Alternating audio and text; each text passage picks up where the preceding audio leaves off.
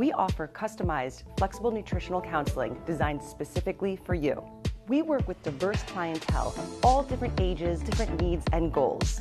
Whether you are looking for fat loss, muscle gain, body composition shifts, improved health, performance, and endurance, we're here to help.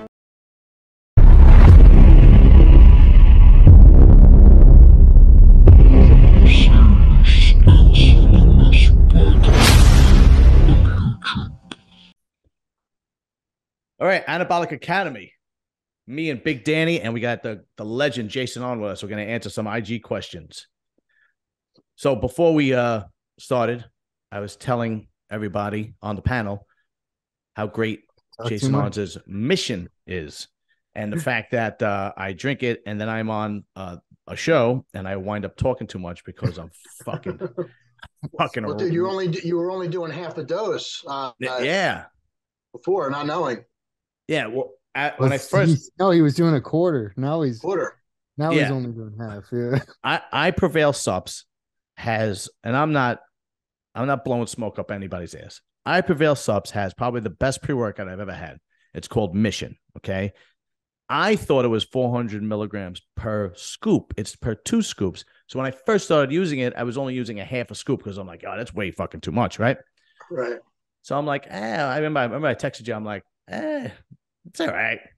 And then you told me, no, it's 2 scoops. And I was like, fuck. So then I finally started putting 1 scoop in so I'm getting 200 milligrams. I'm like, okay. So it mixes awesome. It tastes awesome. And it hits you hard without a crazy crash either. Yeah. It really is a good product. So everybody go out there and get Mission from I Prevail Subs. All right. So we got a whole bunch of questions. We're going to answer from the IG people. And let's see. The first question is from Thomas Andrew, 1964 on Instagram. It says, intensity in the gyms today or lack thereof. All right, good. Jay, you could take it because you actually good. What's the actual question? The actual question is, he just basically gave us an opinion. Intensity in the gym today or lack thereof. So what's your opinion of that? I would go with lack thereof. Right. I mean, look, you're not talking about the guys that we talk about on the show, the top tier of the pros. Obviously, most of them are the way they're supposed to. But overall, as a whole, just the generations now, it doesn't seem like they're in it, to work hard. They're in it to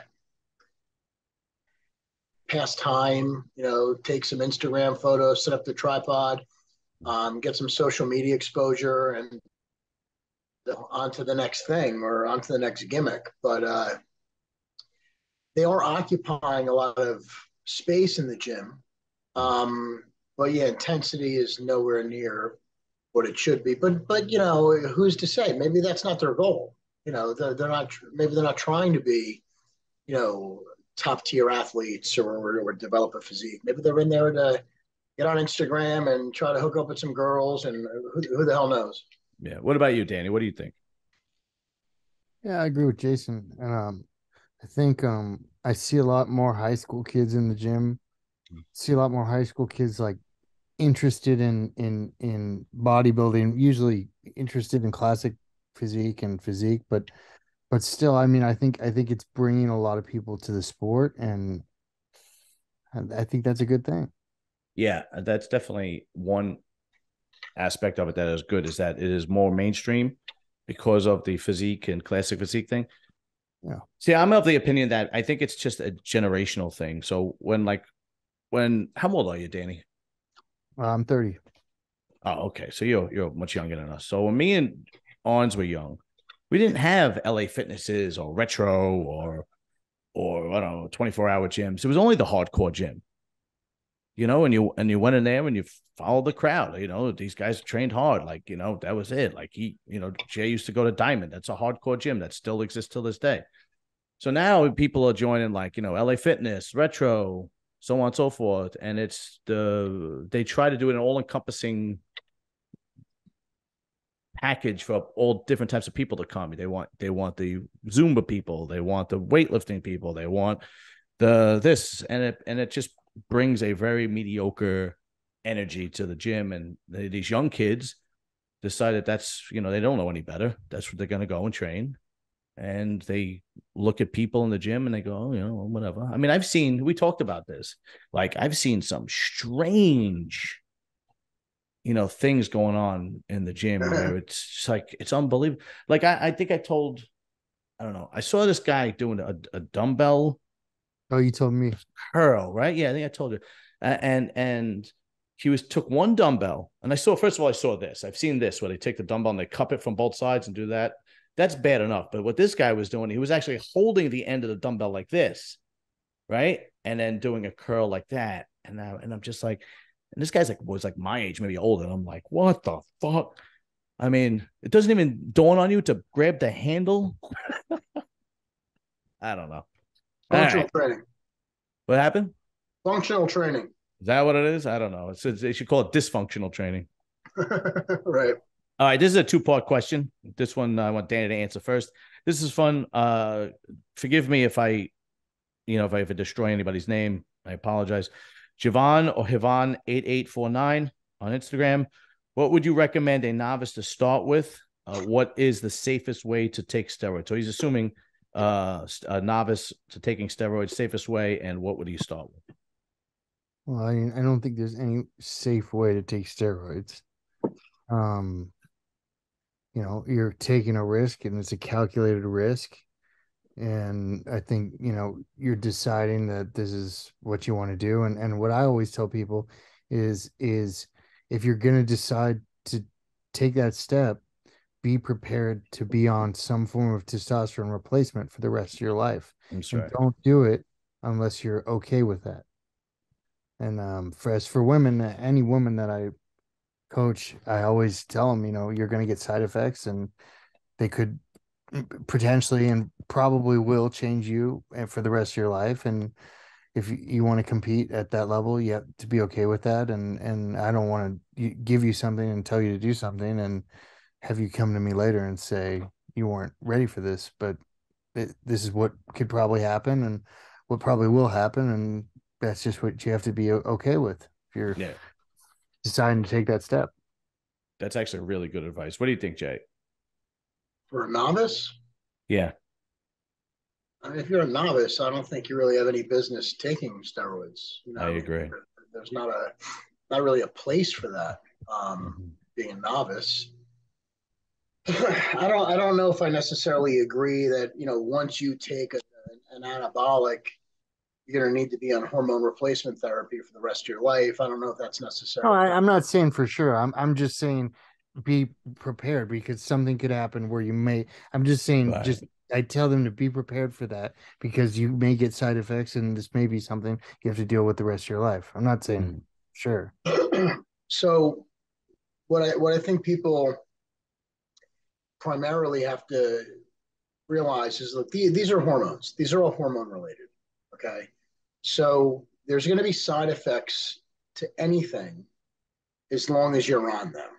When you're off them, the side effects are going to go away.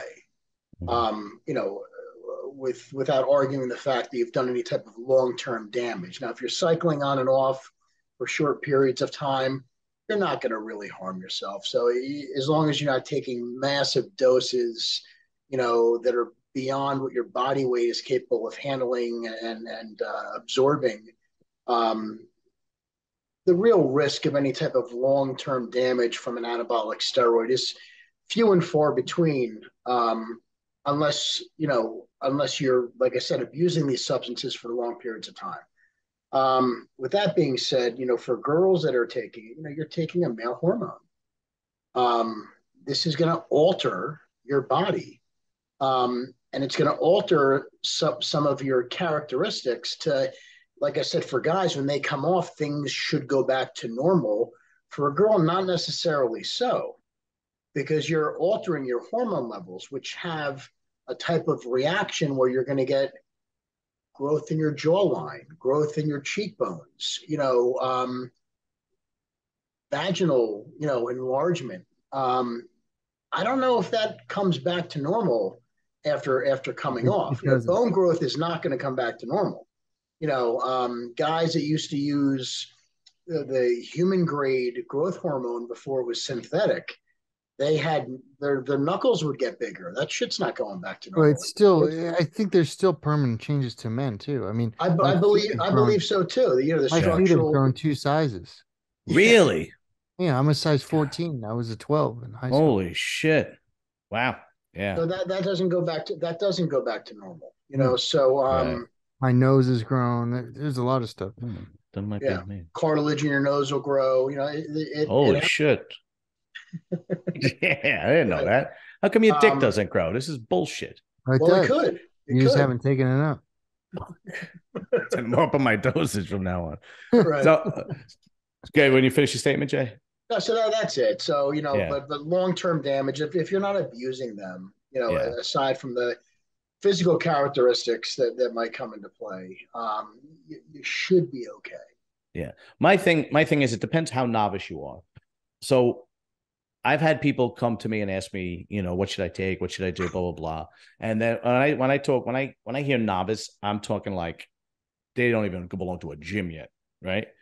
Or they've just joined a gym, or I go, okay, look, man, first of all, if you're under 21, I don't tell anybody to try anything. I go, hey, you're too young for that shit. Right. Now, if you're at the novice point where you're just starting, my attitude, I always say, look, hit the gym for 6 months, natural. Get a bodybuilding routine down. Eat right. Then come talk to me. Because if you do all those things in a row and you're still going to the gym, then maybe you should consider taking anabolic steroids. If you can't even get to that, then don't even have the conversation. Because what's the point of taking it if you're not going to take it serious? Because like you guys said, there are some serious consequences that you are going to come into play. And if you're not even going to take working out and bodybuilding serious, then it's just not even up. There's no point to it. Nobody's putting a gun to your head. You don't have to do this. There are plenty of people that train natural and are fine. It gets to the point where it's a personal preference, but at the same time, if you can't even get 5 meals a day in or 6 meals a day in, and you can't get to the gym more than 3 days a week, what the hell is the point? Don't even bother, Anyway. All right. Next question from our friend Joan Romandi. Remember and that's the Indian kid who's got the YouTube channel. First of all, Joan, start making content again, dude. We are old. You're the future. Okay. Go back on there. You're a teenage kid. Your stuff was good. Go back on there and start doing that footage again, because you were good at it. And I'm an old bastard. So he wants to know, can Hadi repeat for this year? Yeah, Jay. Sure. Yeah, I think he could repeat for the next couple of years. I don't know about that. Is it possible? Sure. I mean, anything's possible. Do I think so? I don't think so. Mm-hmm. I don't think he'll repeat this year. Really? Yeah, I don't know. I think Derek's going to be tough to beat, and I think in lieu of what happened at the Arnold, it kind of opens the doors for a few other guys, but any of these guys could do well, and to start predicting now, is a little off key. But I just pick Hadi because his consistency is unlike no one else. I mean, the guy comes in chiseled, hard, big, grainy, round every year, and every year he's a little bit better. And we haven't seen the downturn yet. Now, don't get me wrong. I know there's a lot of blood coming up, a lot of young blood coming up, like Derek and Nick and Andrew and Samson, right? I get it. But, I might be wrong, but okay, Danny, what do you think? Yeah, I mean, I think he could definitely win this year. I don't know about in years to come after that. Mm-hmm. I think this year for sure. I mean, he has a level of muscle maturity that I don't, can't get in a year. And his conditioning, just the way the muscle looks. So yeah, I could see him winning again this year. But you got to remember also, time is not going to be a friend to him this year. Yeah. So hoping, he maintains, and you got to remember at that age, your waist seems to get a little, more GH, more insulin, more, you're talking intestinal growth, organ growth, not on his side when it comes to repeating another year. And you have a guy like Derek who's young enough and hungry enough, who's just going to get better. So Derek will have a little bit of a better look and a more mature look. And Derek seems to be one of these guys, dude, that he takes this serious. He's not fucking around. He's on that level. So I think it'll be tough for him to repeat, but it is possible. All right. I'm going to go to the next question. MC Elta 241. I think that's what I wrote it down. So if I didn't get your Instagram name right, I apologize. How do you like to dose GH? Split dose all at once? Best time to take it? Split. Go ahead, I mean, continue. depending on how much you're doing. Well, I would assume if you're doing men. more than 3 units, if you're doing 6 units, something like that, I would split it for sure. Split it into 2 or 3 units. I would always split it into 2 or 3 units. Best time to take it? What do you think, Jay? I've done it both ways, morning and night. And I don't know if any one time in particular worked better or another, but I wasn't a huge, 18 IU a day guy. I would probably go up to 6 or 8. And there's times I would do 4 in the morning, 4 at night. There's times I did it all at once. It does work better when you're in a state of low blood sugar on an empty stomach. So if I didn't eat carbs at night anyway, so it worked well for me doing it before bed. But there was times I would just do it when I woke up in the morning. Waited a half hour, had my meal. But GH is a very short half-life. So you want to, that's why frequent use of it gives you better spikes. So you're spiking a couple times throughout the day as opposed to getting one spike and then leveling off by the end of the day.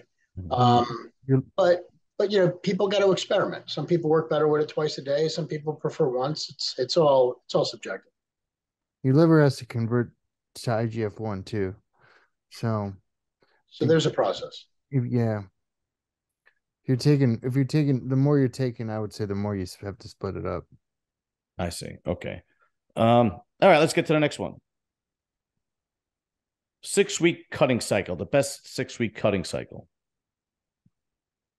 6 weeks, that's nothing. I mean, diet. Yeah, really. Diet, cardio. Do a keto diet or something. Pull your carbs out. 6 weeks, you're not going to be able to do much with. Yeah, there's this misconception that the drugs do the majority of the work when you're cutting or even bulking. And that's just not the case. It's just like the best analogy I ever got for somebody that was describing how to use anabolic steroids to me was from a girl. It was Cassie Hornbuckle. Do you remember her, Jay? She was big. She was trying to go pro in the late 90s, early 2000s. Big girl. And she helped me with my first show in 99, the one where you guest posed that. And she said to me, steroids is like makeup. You just want to do a little bit to highlight your features. That's it. And to me, that always stuck. I'd always thought that was perfect, right? And that's how it has to be. So if you want to get in shape in 6 weeks, if you have something you need to do or whatever the case would be, you want to get on stage in 6 weeks, it's diet and cardio all the way. And then it's going to be the same amount of whatever cutting agents and testosterone you're going to use, whether it's 6 weeks or 12 weeks. I think I understand the question, All right, go ahead. Of what they're getting at. And again, it goes to, goes to our argument, like, you guys don't want to fucking diet for 12 weeks. That's right. Yeah. These guys just don't want to put the work in. But like Danny said, dude, it's diet and cardio and cutting your carbs. But if you're looking to be, I would recommend, and I know there's arguments on both sides of this, but I would go with the faster acting compounds, your testpropionate, your primobolan, your masterone. But those aren't fat burning drugs. Those are just drugs that are faster acting.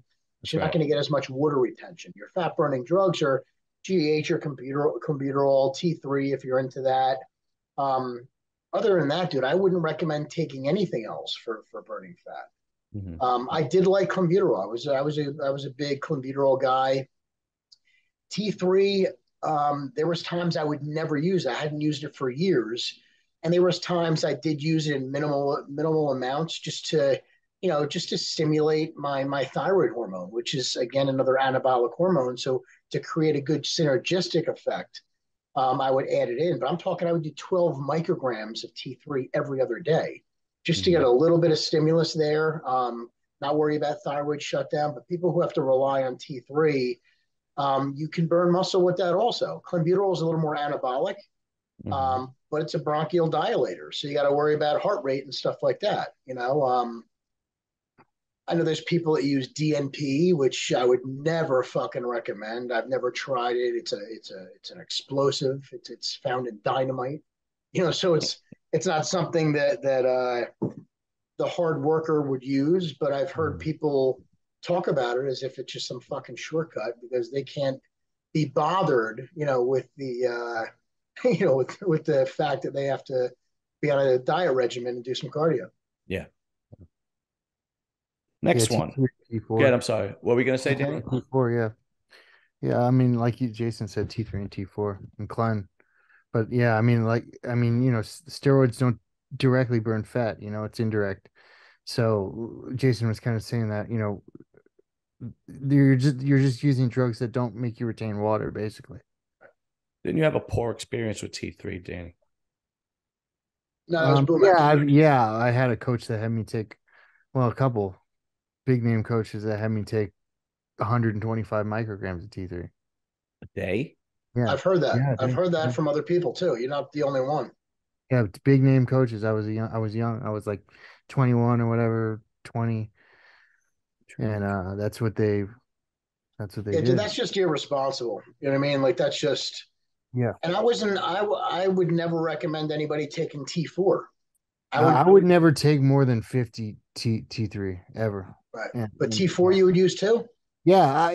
I use T4 just because it's inactive thyroid hormone. So if I don't want to use T3, I'll mix the two sometimes. But like, let's say I don't want to use T3, I use like 50 because your body's only going to use what it needs of the T4.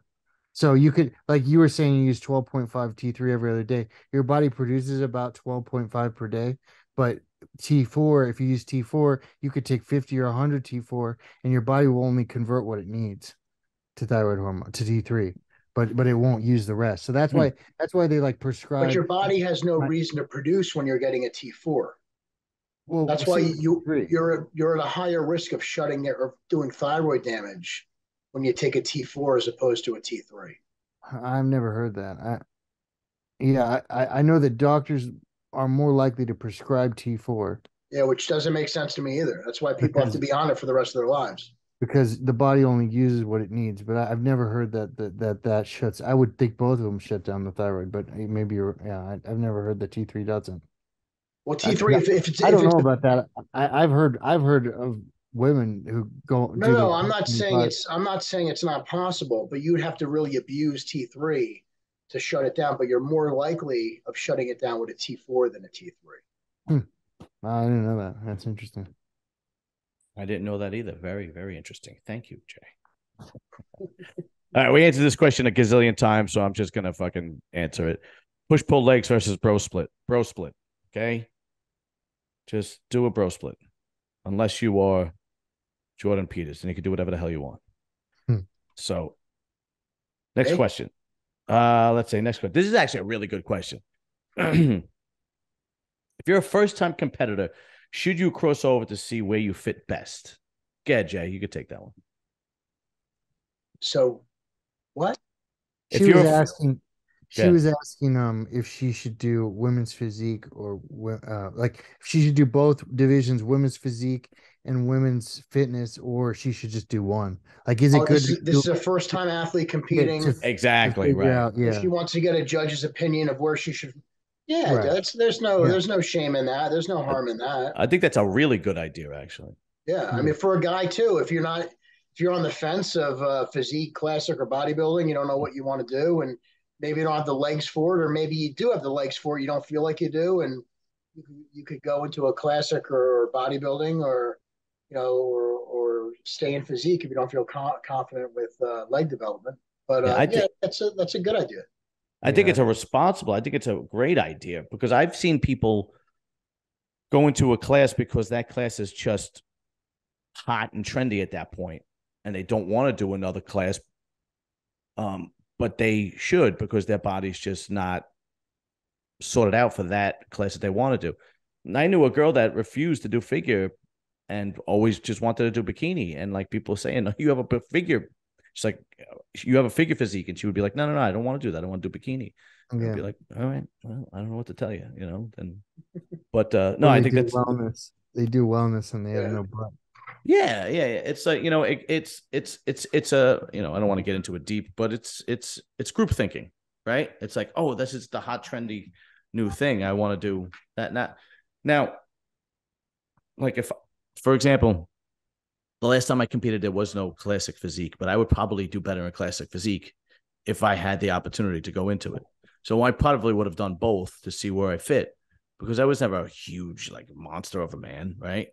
But I always had like, good symmetry, decent legs. It would have been perfect for men's physique, but too late, too little, too late. Right. Anyway, finally made. We're done with the questions. Finally made the appointment to get my dog's balls cut off, because damn, this little bastard's humping everything, man. Wait, weren't you saying it was expensive? He said, dude, it's insane. We actually changed vets. It was he's 7 months old, right? They have those charity places. Yeah, but you got to find you have to make an appointment, and you stand in line, and I'd rather. What do you mean you don't? My dog was a rescue. We took him. They give you a date. You go there. You wait in the car, and you pick him up a couple hours later. Really? Yeah. Oh, I don't know. Dude, I had 7 dogs. 7 at once? 7. Yeah, I had them all spayed and neutered, dude. Not all at the same time. Oh. you go to those places. It's safe. It's effective, and they do a good job, dude. And you pay $100 for the really whatever. Yeah, it's not a big expense. The vet that we've been taking him to, where we took my old dogs to, wanted, you ready for this? Wanted $1,700. That's crazy. Yeah. So we're like, my wife is like, she told me, I was like, all right, well, find another vet. So she found another vet, and no. Honestly, she found another vet, and it was like more than half. I think it went from 1,700 to like 700 or something like that. I'm like, you find one of those animal hospitals that do it, and you can make a date, dude. It's. I'll look into it. Everybody does that. Nobody spends the money you're spending. I'm sorry, man. Okay. Unless you're living in the hills, wanting your dog to get right. Yeah. I'll look into it, definitely, because he grabs the pillow now, right? And I think he thinks the pillow is the back of a dog's neck, because he starts and then he gets into the humping motion, and then I grab my phone because I want to video it. Every time I grab my phone, he stops doing it. He's gonna keep dude. You don't want it to go viral. He's gonna keep doing that, even when he's paying, because he's been used to doing that. They stay doing it. Really? They do it for a little while. Yeah. They do it for a little while, and then I think he's gonna keep doing it. I think one of my wife's friends came over last night, and she, because he's short, so she got down to pet him, and he just went right behind him and started fucking up, and I had to pull him off. That video of the cat that broke into the house? No. It's on like one of the social medias. So it says this cat will never sneak into this house again. And the little dog grabs the cat. He's humping the cat from behind as the cat's trying to run out the doggy door. Right? Yeah. He won't let him out. He's humping the cat from behind. Yeah. Well, when I was a kid, my mother had a cleaning woman that I tried banging. It didn't work out too well, though. Like Arnold. You're like Arnold. Yeah. I was like a freshman in college, and she was cleaning my room, and I'm like, well, you got to clean my room. Yeah, thank God it wasn't today. It would have been me too, like a motherfucker. Anyway. Yeah, shame on you. I know. All right. That comes to the end of another Anabolic Academy. Thank you, Jason Arntz, for joining us. Thank you for Big Danny Broadhurst. I will see you guys Wednesday night for the recording of MD Muscle Talk. Peace. All right, gentlemen. Have a good night. All right, legend.